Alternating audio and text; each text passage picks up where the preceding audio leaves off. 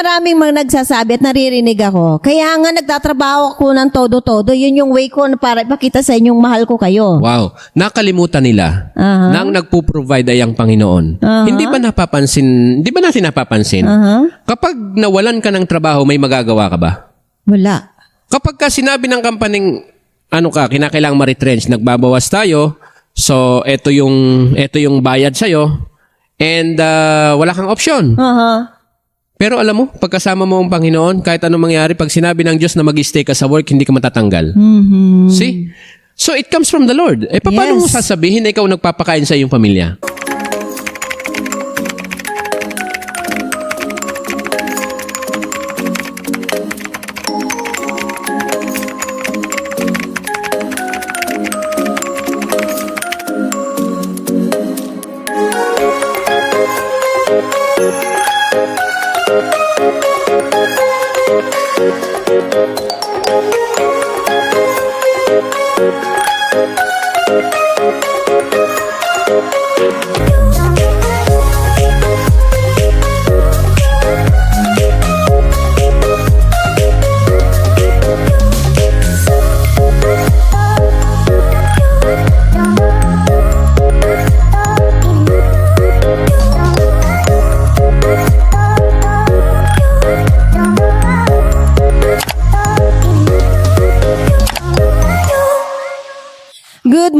Good morning! Welcome to Usapang Kristiyanong Tahanan! Nako, sa araw ng Sabat na ito, muli nating bubuhayin at pag-uusapan ang isa na namang napakagandang usapin para sa buwan ng June. Aba, June na. Ano bang diba? meron sa buwan ng June? Ano nga ba? Alam ko pagka June, kasalan. Kaya may Oo, June ang bride dami. na tinatawag, di ba?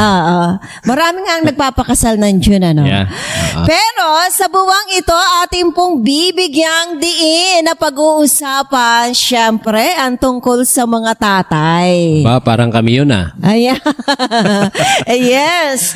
Ating pong bibigyan diin at atin muling re-reviewin. Alam naman natin, alam na ito ng ating mga taga-subaybay, yung kanilang responsibilities, yung mga dapat gagawin bilang isang ama ng tahanan. Subalit sa sandaling ito at sa araw na ito, syempre, pag-uusapan natin ang biblical principles about fatherhood. Diba? Mahalaga ba? Napakahalaga. Simply because ang foundation kasi ng family is God. And if you want God to lead your family, fathers must be aware, must ensure that they are closely connected with God, who is the founder and the author of families. Ayun. Kaya pala, napakahalaga po na ating alamin muli at ating reviewin muli ang mahalagang bagay na ito or biblical perspective or principles about fatherhood. Sabi nga, ang isang tatay ay gumaganap as leader. Di ba? Napakahalaga nung leadership and responsibility. Ano bang masasabi mo dito? Sabi kasi sa Bible, yung Ephesians 6:4. Paano ba ito marireflect tungkol sa leadership and responsibility? Alamin po natin kung anong nilalaman ng Ephesians 6 verse 4. Ating basahin, Ephesians 6 verse 4, ganito po ang sinasabi. And ye fathers, provoke not your children to wrath, but bring them up in the nurture and admonition of the Lord. This is specifically addressed to fathers. Malinaw naman na ating mababasa doon, And the very first instruction was provoke not your children to wrath. Ano ibig sabihin po niyan? Alam mo, sister, ang fathers are basically the priest of the home. Kapag pari ka sa loob ng tahanan, parang Siyempre, iba yun ikaw yung nagli-lead sa iyong family na maging connected kay God. Meaning to say, by example, by words, by life, ikaw yung unang lumalapit sa Panginoon. May mga pagkakataon, syempre, yung mga kasama mo yung mga kasambahay mo, yung mga anak mo, yung asawa mo, minsan ayaw nila. Kahit ayaw nila, see to it that you are connected with the Lord. Now, in addition to that, ang sabi doon, provoke not your children to wrath. Ang mga tatay, bagaman sila ang kinukonsider ng Bible at inassign ng Panginoon ng mga priests ng kanilang mga tahanan, may mga kahinaan din yan. Yes. Right? And more often, nagiging unaware ang mga fathers how they deal with their children. Sa situation na yon, kadalasan ang nasusunod at ang kumokontrol sa tatay ay hindi yung principles na ipinapasunod sa kanya ng Diyos, kung hindi yung kanyang kahinaan. And most of the time, yung kahinaan niya ang siyang naglilid sa provocation ng galit ng mga bata. I see. Etong galit na ito actually, hindi lang yung galit at the moment. Ibig sabihin, namomold ang anak doon sa pattern of discord. Meaning to say, pagkakaroon ng disconnection sa family, maging sa Diyos. No? Kasi nga, dapat kapag ang anak ay tinitrain, tinuturuan, pinagsasabihan, dapat hindi ang nabubuo sa kanya ay galit. Paano ba nabubuo yung galit? Paano nga ba yun? Alright. Most of the time, kung ano yung expression, kasi wala namang bata na ipinanganak na galit agad. Wala. Pagkalabas ay Oo, hindi galit totoo na. yung ipinaglihi sa sama ng loob. Okay. Alright? The way you deal with your child, halimbawa, kung ikaw ay soft-spoken na parent, imposibleng palasigaw ang anak mo. Kung ikaw ay nagtuturo at nagdidisiplin sa kanila na walang galit, hindi nila basta matututunan yung galit. Na sa Batangas pa ang tawag namin diyan yung bugnot, no? Yung bugnutin. Yeah, yung madali bang ma-rapture, madali ma-trigger yung kanilang anger feeling, no? So, it all starts from siyempre the father as the priest being the leader and the mother who is the close support ng kanyang priest, no? Yeah. So, kapag irritation ang nanguna sa tahanan, mind you, talagang magiging irritable ang iyong anak. So, provoke them not into wrath. Ibig sabihin, huwag mo silang palakihin sa galit. Alright?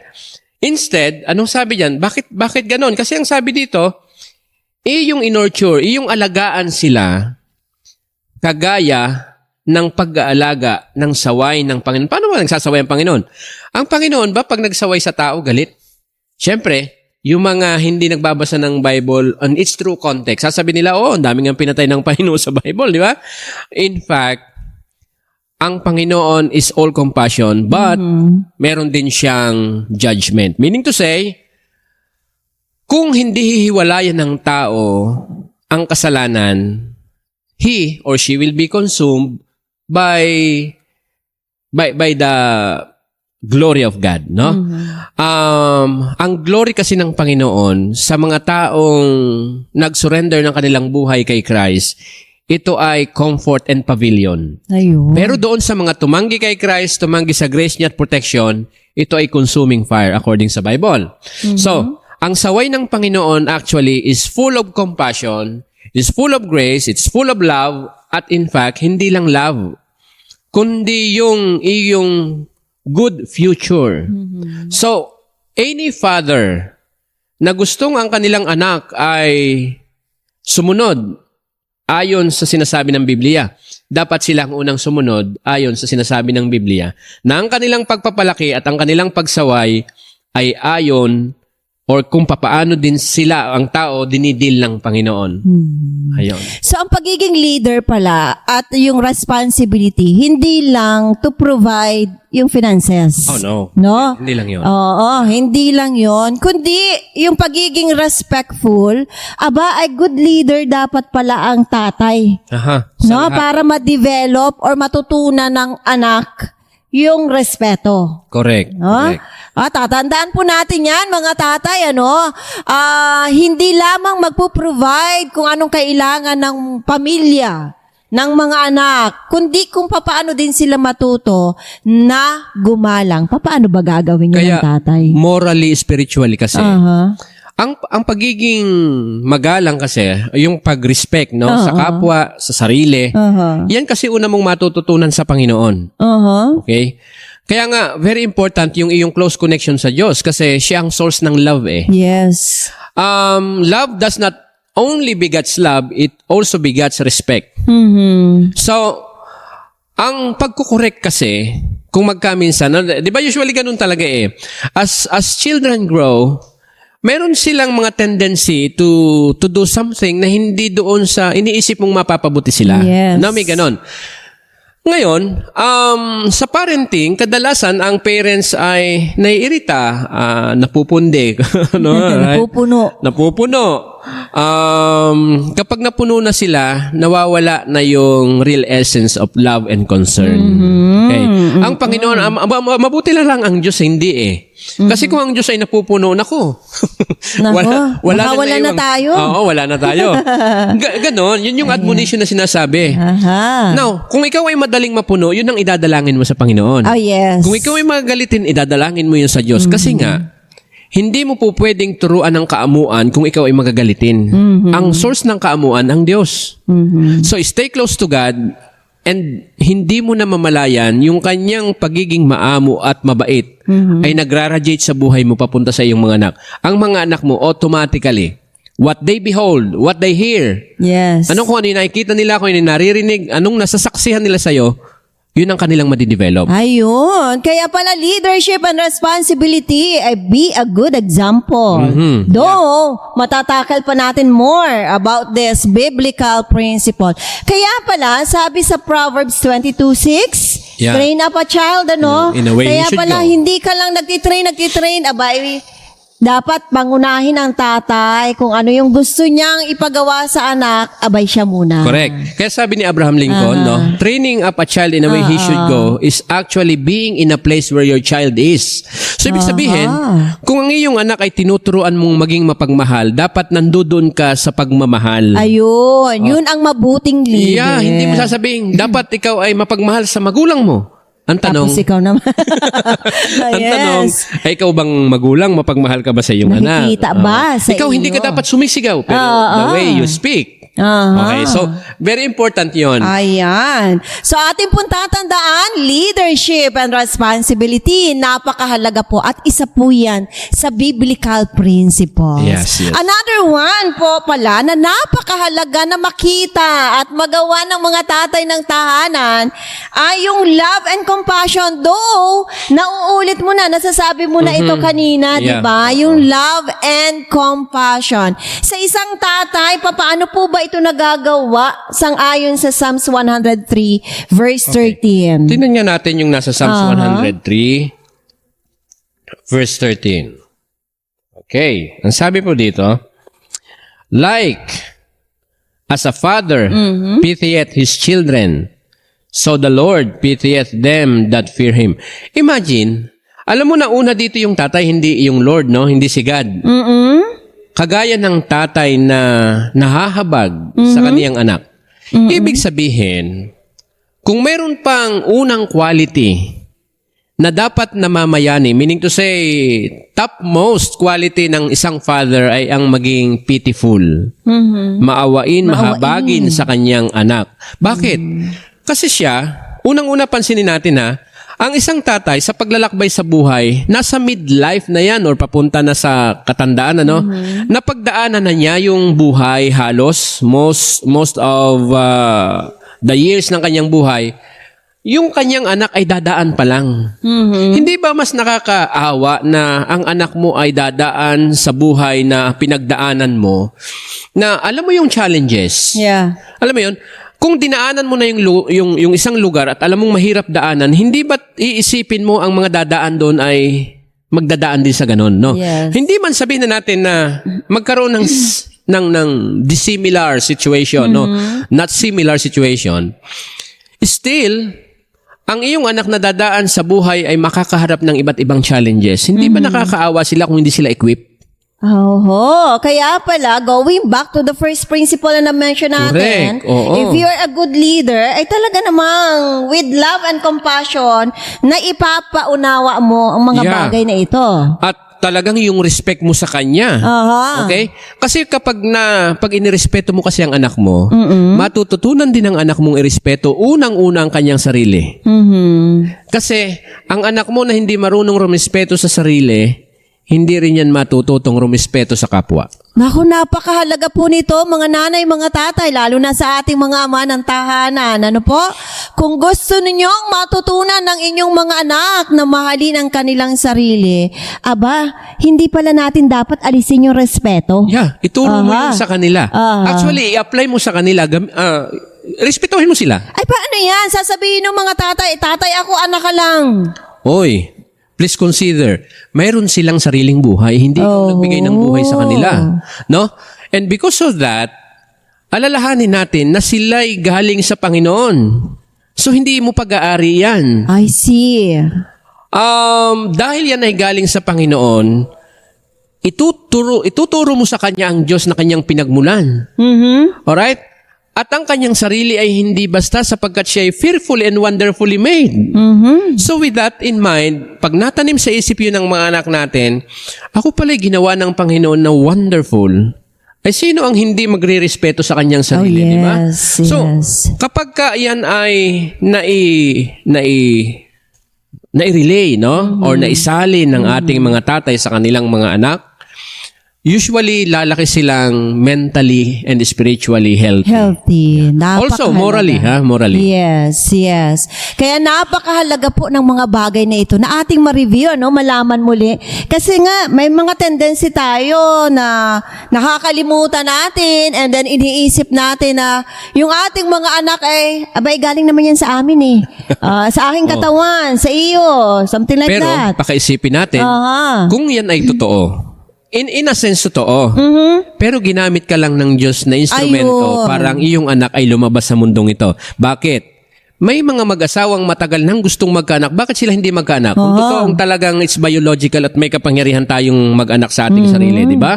So, kung ganun, ibig sabihin, kapag sinabi ng Panginoong magkakaanak ka, magkakaanak. Magkakaanak ka. O, di kanino galing ang mga bata, di ba? Yes. It clearly shows that the children is truly a gift from God.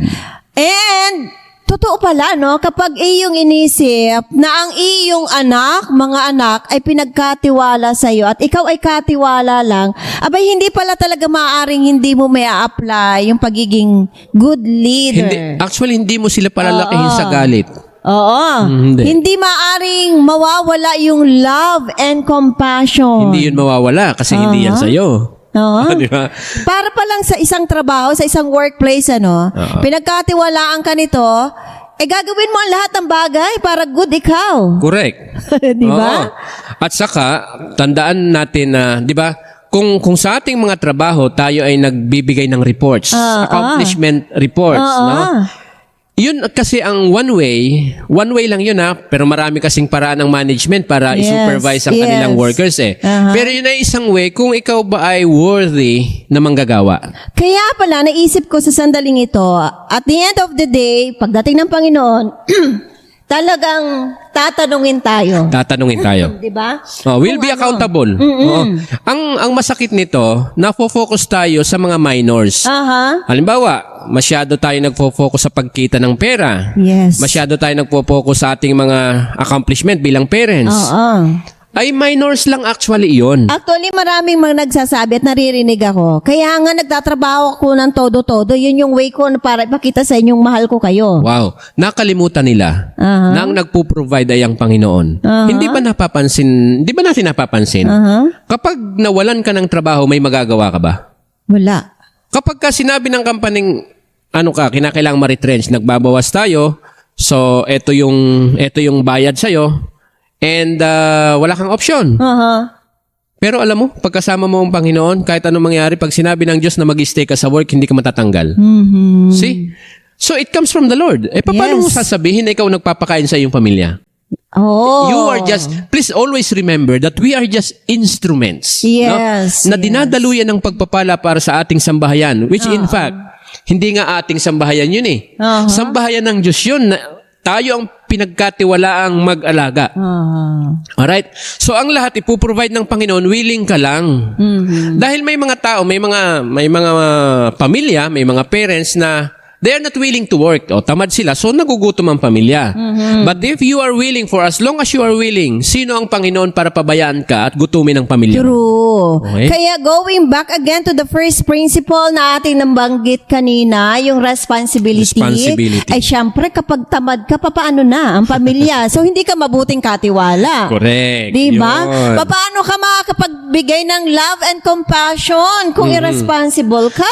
So mapapansin natin, yung na-mention mo kanina, na pagdating ng Panginoon, you will give an account hindi sa hanap buhay mo, kundi kung paano ka naging responsable sa iyong tahanan. Yes. Kaya yung mga tao na may malaking income at yung mga taong naggagawa ng payong, nagtatahi ng sapatos na napakaunti ng income, hindi ang pinag-uusapan doon is the amount ng pumapasok at naipuprovide sa pamilya.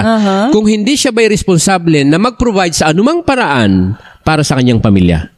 Ayun, ang pinakamahalaga na titingnan sa atin ng ating Yun ang Panginoon. doon tayo mag-give account sa Panginoon. Oh, yes. Okay, so another principle po, biblical principle should I say, na nais namin ibahagi sa inyo is about discipline and instruction. Okay. Aba, paano ba ang isang ama ng tahanan magbibigay, mag-i-implement ng discipline, magbibigay ng instruction?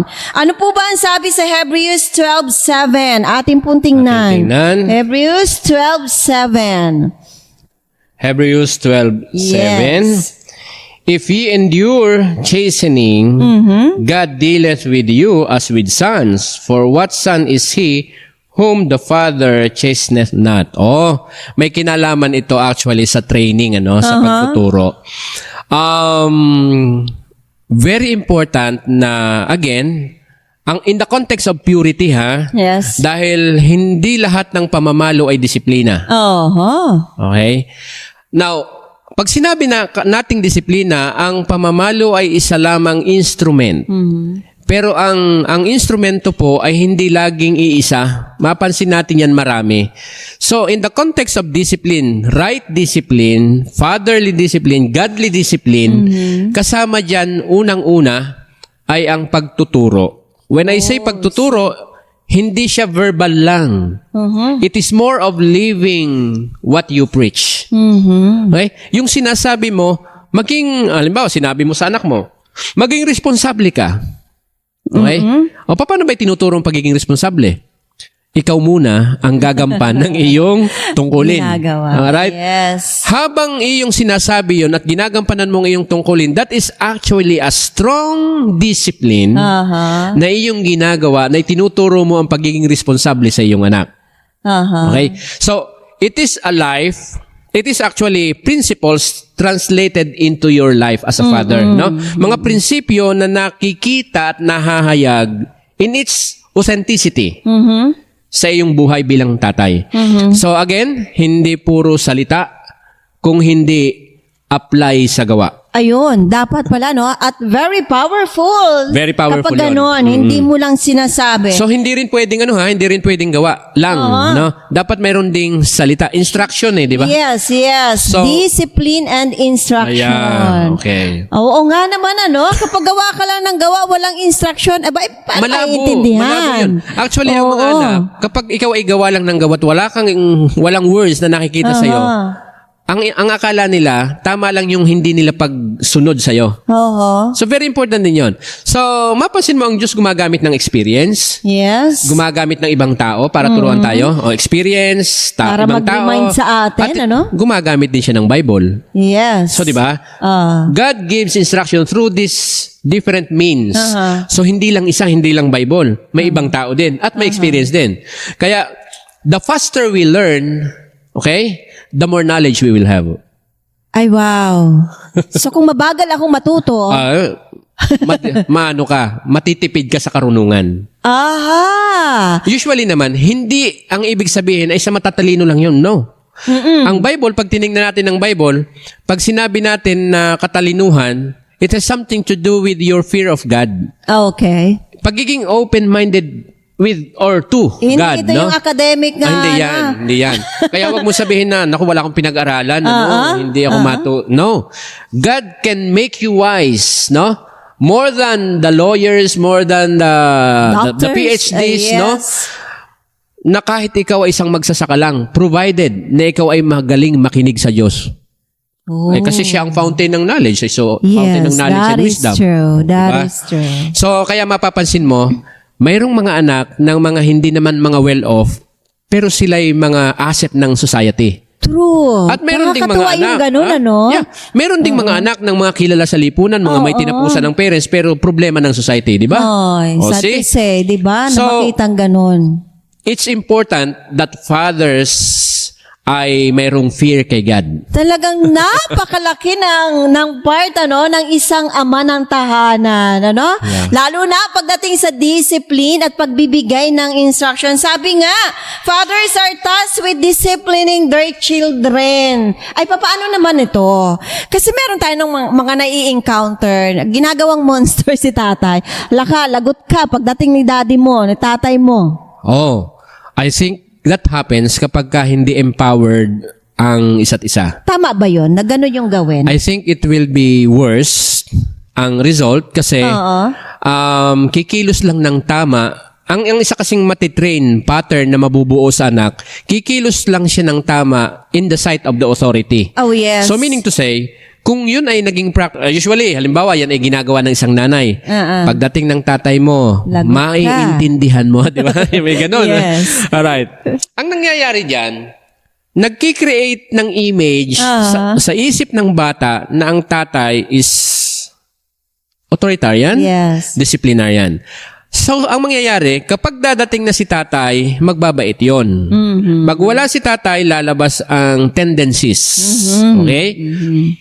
Paglaki nito, masasanay kasi siya sa ganung pattern kasi Yeah. yun ang laging naririnig. Eh, ang tatay nga, kapag pinag-usapan na, papaluin ko ikaw kapag ito'y ginawa mo, at ginagawa ngayon, so sa halip na maganda sana yung result niya, nakakatakot nga kasi totoo yung sinasabi ni Mami. Yes. No, di ba? So paglaki niyan, nag-i-evolve yan. Magbabait yan pag may pulis. Okay. Pag wala na, Wala. Lalabas yung totoo. Pagka may traffic enforcer, sumusunod sa batas trapiko. Pag wala, kahit red light, in other words, kapag merong authority, saka lang, sumusunod. sumusunod. Oo. Yun ang dynamics ng parenting na hindi naiintindihan kadalasan ng marami. Kapag ginamit mo yung lagot ka pagdating ng tatay mo, ng daddy mo. Di ba? So, it should not be that way. Dapat, kung anong pasunod ni daddy, kahit wala siya, dapat nangyayari yun kasi same na pasunod ni Mami. Kaya pala ang sabi dito sa Hebrews 12:7, yung fathers are tasked nga sa pagdidisiplina ng kanyang mga anak in a manner that is just. Correct. Ayun, just and loving. At ano pa, ang sabi nga, nire-reflect yung God's own discipline. Okay, so, mangyayari kasi yung God's own discipline kapag magkakumbine yung love and justice. Yes, Okay? yes. So, meaning to say, pag sinabi nating pagmamahal, hindi yan yung just giving every wants of your child. Hindi yun pagmamahal actually. So pag sinabi nating justice and mercy, dapat ay nandoon yung compassion ng tatay. Yes. Pero yung alam niya na maghahatid sa ikasasama ng anak, dapat firm siya doon. Teka, pwede po ba nating linawin yan sa ating mga tatay, sa ating mga pamilya ng taga-subaybay? Paano po ba ito? Na you are firm pero with love and compassion. Okay. So halimbawa, isa sa common na problem ng mga parents ngayon is how to control their children sa pag-use ng gadgets. Okay? Yes. May mga instances na bumibigat ang kamay ng parents kapag hindi na nila makontrol. When in the first place, nung hindi pa ganun ka-hook ang kanilang mga anak sa pag-use ng gadget, pinapayagan lang nila. Napakaluwag, di ba? Yes. Sana, in every dealing, from the very beginning, consistent ka. Okay? From the very beginning. Halimbawa, nag-introduce ka ng laro na, okay? Itong laro na to, lalaruin mo lang pagtapos ka na ng lahat ng mga responsibilities mo. So, kung ikaw ay hindi pa nag-aaral, ano bang responsibility itinuturo mo sa kanya? Halimbawa, ikip muna tong ibang mess niya o itong ibang laruan niya bago niya laruin to. Kung yun ay naging isang kalakaran, no, or kasunduan ninyo ng inyong anak, you have to be firm from the very beginning. Pero kapag ka nagkaroon ka ng inconsistency, like minsan pinapayagan mong magulo yan tapos nandito na siya, time will come, hindi niya iintindihin yan. Mahirap nang i-manage. So pag sinabi natin na firmness, it has to be continuous. Ayun. No, dapat may continuity. Yes. Now, ano naman yung love? Now, as you teach, as you train, as you correct your children, it must be out of love and consideration for the child. Not out of, ano ba naman yan, nagalit ka kasi hindi na naman ginawa yung sinasabi ko. Paulit-ulit na lang, di ba? Actually, kapag yun ang pumasok sa isipan natin, ang mangyayari, matitrigger yung ating kahinaan. Oo, totoo yan. No? Siyempre, magagalit na tayo. Magagalit tayo. And, mind you, mas masarap magalit sa isang parent, mas masarap mamalo pala, should I say, kapag galit. Oo. O hindi ganun dapat. Masarap mangurot. O, di ba? Para bang pag nakapangurot ka, kapag naipalo mo, parang release. That's not out of love. Oh, okay. Ang tawag doon is napagbigyan yung passion mo, yung weak passion mo, yun ang natatransmit. Kasi tayo mga magulang, may tendency talaga tayo na gusto natin agad-agad, yung nagmamadali na matutunan. Ay, ang problema doon, hindi naman talaga natututunan Nagkikreate yun ng fear. Ayun. And sometimes, doon pumapasok yung creation ng wrath. Yes. Galit. So mga tatay, kayo po ang pangunahin. Siyempre, sa suporta din ng mga nanay, di ba? Para consistent, congruent yung ina-apply na discipline. Balik na rin natin. Yung mga nanay ay suporta ng mga tatay. Sumusuporta sa tatay. Yeah. Ayun. Mali ata yung yung construction. Leader si tatay. Yes, leader si tatay. Ayan. Okay. So, but let us remember yung manner dapat just and loving. Na nagre-reflect syempre ang Panginoong Diyos. Yung character ng Actually, Panginoon. kapag na-combine, pagka properly combine yung love and justice, ano siya, what you're actually reflecting is the image of God. Kasi ganun siya Yes. Okay. Another one po na nais nating ibahagi, syempre, biblical principle is from 1 Timothy 5:8. Okay, Yung provision and care sa isang tatay, sa isang ama ng tahanan. Ano po bang ibig sabihin ng 1 Timothy 5:8? Kung paano ibibigay itong provision na ito and care bilang isang ama ng tahanan. 1 Timothy 5:8. 5:8. Sabi po dito, but if any provide not for his own, and especially for those of his own house, he hath denied the faith, and is worse than an infidel. Grabe itong text na to. Kung ikaw ay magaling tumulong sa kapwa, na napapabayaan mong iyong sariling tahanan, Nako. ang sabi doon sa huling sa huling phrase, it is worse than an infidel. Ano yung infidel? Hindi tapat. Okay. Ibig sabihin, unbeliever yun. No? Huwag mong uunahin yung iba bago yung sarili mong sambahayan.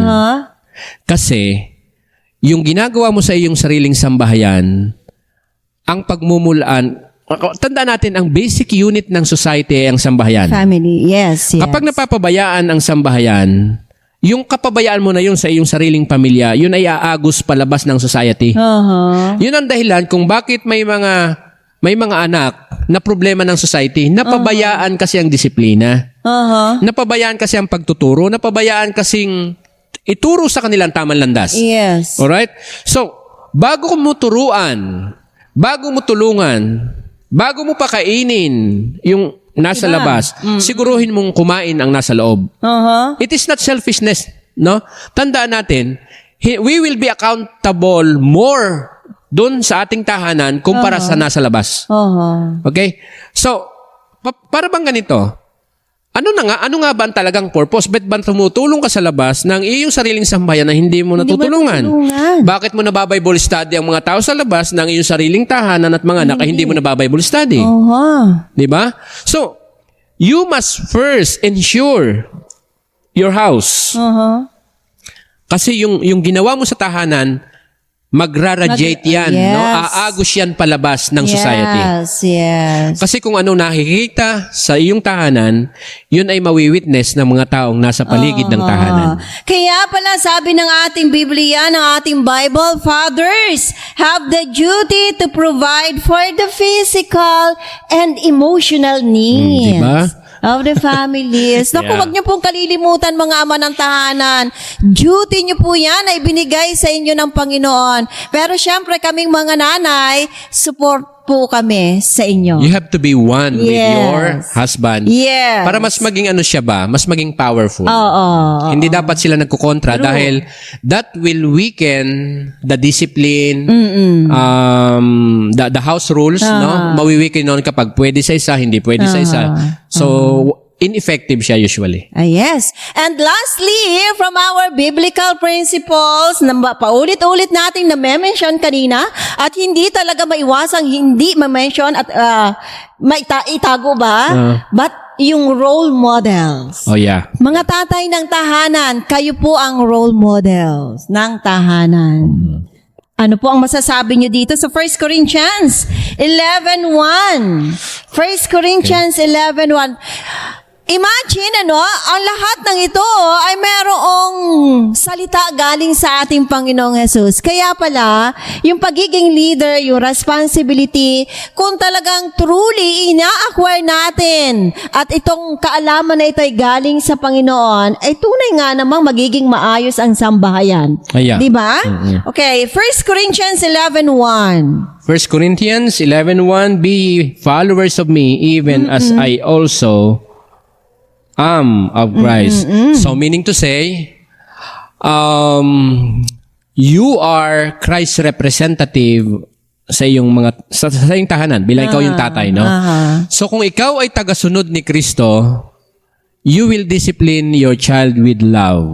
Out of love, out of compassion, and there will be justice as you administer that love. Kasi, yung kasing justice, yun yung nagkukorek ng mga evil tendencies ng tao eh. Yes. Okay? Pero yung love, yun yung nagno-nurture sa pagkatao ng isang tao. Kaya pala, kung ang tatay halimbawa ay may bisyo, most likely si anak gagaya talaga, Ay, no? oo, kasi yung pagiging role model, ganito lang yan eh. Halimbawa, ang anak mo hindi naninigarilyo. Sasabihin ng tatay, anak, bilaran mo nga ako ng sigarilyo sa store. Sa tindahan. Yes. At sindihan mo na. Ay, eroy ko. Oy, sino ang di ba? Oo. Kaya mapansin mo, natututo silang maaga. Another thing, papabilihin ng gin. Oo, ng inumin. Ay, no? diba? So, pagbili, yung paghawak pa lang ng bata doon sa, doon sa bote na yon na may alak, sigurado ka, matututo yung uminom. Paano yan? Ay, anak, hindi ka pa pwede, bata ka pa. Di ba? Incongruent? Okay. Yes, Doon yes. nasisira ang turo mo. Kasi hindi mo ginagawa. Ay, Kaya siguro iisipin ng mga anak, hintayin mo lang ako, lalaki din Ayan, ako. oo. Okay. Matitikman ko din yan. Alright. So, be a good model, mga tatay. Kasi po, napaka-powerful ng inyong leadership, yung pagpapakita nyo, yung good responsibility, yung love and compassion, yung inyong care na pinuprovide sa family.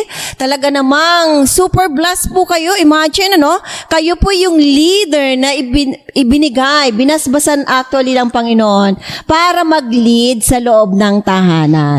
Pero hindi biro yun Yes, sa Kasi totoo lang. ang maging priest at leader ng tahanan ay isang responsibility na ako, ikinukonsider ko siya na isang holy na responsibility. True, that is true. Kasi kung ako'y mapapahamak dahil hindi ko naturuan, tama lang sa akin yun. Alright? Pero yung madamay pa ang iyong mga anak, Oo, mas malungkot sa akin. naku po, oo, talaga. Kaya it really pain fathers and parents kapag ang kanilang mga anak ay napariwara. Okay. Marami po tayong mga halimbawa sa Biblia bilang mga ama ng tahanan, Yeah. di ba? Kagaya ni Abraham na siya ay naging kilala as father of many nations. So si Abraham, nakita natin isang good example sa kanyang faith. Aha. Di ba? Yeah. So, kailangan po pala, ma-acquire nyo din ito, no? Na magkaroon ng faith, no? Kasi ang pag-asa nyo, ang kalakasan nyo bilang ama ng tahanan, ay talaga namang ang Panginoon lamang para magawa nyo lahat ito. Yeah. Di ba? That strong connection with God ang siyang magtuturo sa kanila. Kasi mapapansin natin, faith is a process. Yeah. Kaya hindi naman siya minamadali, but we have to ask God no na i-nurture niya yung faith natin Yeah. para naman yung ating mga anak ay magkaroon ng pagkatuto kung paano yung pananampalataya natin, no? So part din 'yon ng pagiging father, no? To role model yung faithfulness kay God. All right. So in every way, in every aspect of our life, very important na we as father, we role model that faith, no, kay God at pagkilala kay God. Kaya kapag ka ang tatay ay itinakwil ang Panginoon, most likely, hindi ko sinasabing lahat kasi meron ding umalis sa pananampalataya, hindi na nila kinilala ang Diyos pero sila yung nagkaroon ng pagkakilala. Kasi nga, once naman na ang tao ay mayroong decision making, ang Diyos naman ay mayroon ng intervention na ginagawa, no? So, tayo lang mga fathers ang maglilay ng foundation. Kasi syempre, again, para tama ang pundasyon, dapat tama ang connection natin sa Diyos. Yes. Para provide lang niya tayo ng wisdom kung paano tuturuan. Yung napatanim sa ating mga anak, kung sila'y lumaki at magkaroon ng sariling desisyon, may mga times na sila'y lumalayo, pero dahil may binhi sa kanila, when God, trigger that seed na tinanim sa kanila noon, malaki pa rin ang tendency na sila ay kumilala sa Diyos. Yes. At kung talaga naman na na-harden ang kanilang puso, they will be accountable on their own decision. Kaya napakahalaga na merong naitanim na mabuti. May naitanim. Okay. Yes. And another one, and last example, na gusto kong ma-cite, syempre si Noah, di ba? Si Noah kasi talagang nilid niya yung kanyang family to obey God. Ayan. No? Naging firm siya doon para maakay niya, madala niya ang kanyang family sa Panginoon. Kaya napakahalaga po pala talaga, mga tatay, ng tahanan, yung full connection nyo, yung consistent, congruent connection nyo sa ating Panginoong Jesus. Kasi po, andyan yung kanyang ipinagkaloob sa inyo na responsibility. Siya kasi lang talaga yung mag-guide sa inyo para maging maayos, yung madadala at mamamanage ang loob ng tahanan. Sabi nga po, fatherhood from a biblical perspective encompasses leadership, love, discipline, provision, and being a role model. No? Fathers are called to emulate God's own relationship with His children, characterized by love, compassion, and guidance. Napakaganda po kung mismo ang ating Panginoon ang ating gagawing role model dahil walang imposible. Bagaman tayo maraming kahinaan, di ba? Tatay man o mga nanay ng tahanan, napakarami po nating mga weaknesses. Pero naniniwala tayo na kung pipiliin natin ang ating Panginoong Jesus, ang kasama natin upang magampanan ang mga responsibility ito, abay tunay nga naman na magiging maayos ang lahat. Di ba? Correct, yeah. Alright. Ang lahat ng yan ay hatid po sa inyo ng Usapang Kristiyanong Tahanan. Mga